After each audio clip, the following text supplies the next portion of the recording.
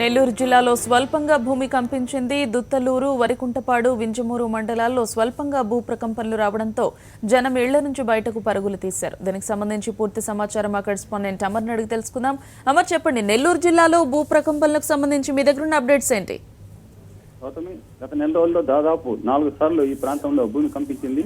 ఈ రోజు ఉదయం కూడా వరికుంటపాడు, దుత్తలూరు, వింజమూరు మండలాల పరిధిలో దాదాపు 22 గ్రామాల్లో భూమి కంపించింది. దాదాపు 5 సెకండ్ల పాటు భూమి కంపించడంతో ప్రజలంతా కూడా భయాందోళనకు గురయ్యారు.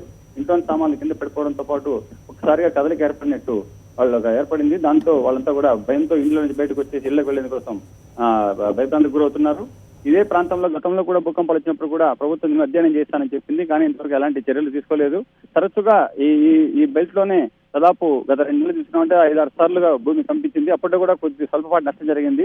కేవలం వస్తువులు కింద పడి పగిలిపోయి తప్పితే ప్రాణానికి సంబంధించలేదు. కానీ తరచుగా ఎందుకు జరుగుతున్నాయన్న విషయాన్ని దీన్ని అధ్యయనం చేసి ఒక నివేదిక ఇవ్వాలని చెప్పి కూడా స్థానిక ప్రజలు అందరూ కూడా కోరారు. కానీ ప్రభుత్వం ఆ టైంలో దీని మీద అధ్యయనం చేపిస్తానని చెప్పింది, కానీ ఆ దిశగా ఎలాంటి చర్యలు తీసుకోలేదు. దీంతో ప్రజలు ఇళ్లలో ఉండేందుకు కోసం చాలా ఆందోళన చెందుతున్నారు. ఈ తరచూ భూకంపాలు రావడంపై తమకు సత్వరమే ఈ విషయాన్ని ఏదో ఒకటి చేస్తున్నారు. ఈ ప్రాంతంలో దాదాపు అంతా మెట్ట ప్రాంతం కాబట్టి ఈ భూమంతా కూడా దాదాపు వర్షపాతం కూడా చాలా తక్కువ. ఇది తూర్పు ప్రాంతంలో పోతే పశ్చిమ ప్రాంతంలో వర్షపాతం తక్కువగా ఉంటుంది. భూమి పొరల్లో ఏర్పడిన ఏదైనా వచ్చిన మార్పుల వల్ల ఇలా సంఘటన జరగచ్చు అని చెప్పి కూడా శాస్త్రవేత్తలు అంటున్నారు. కానీ పూర్తిసారి అధ్యయనం చేయాల్సిన అవసరం ఉంది. ఈ రోజు ఒకసారిగా భూకంపం రావడంతో అంతా కూడా ప్రజలంతా కూడా ఆందోళనకు గురయ్యారు. Thank you Amar, thank you for the updates.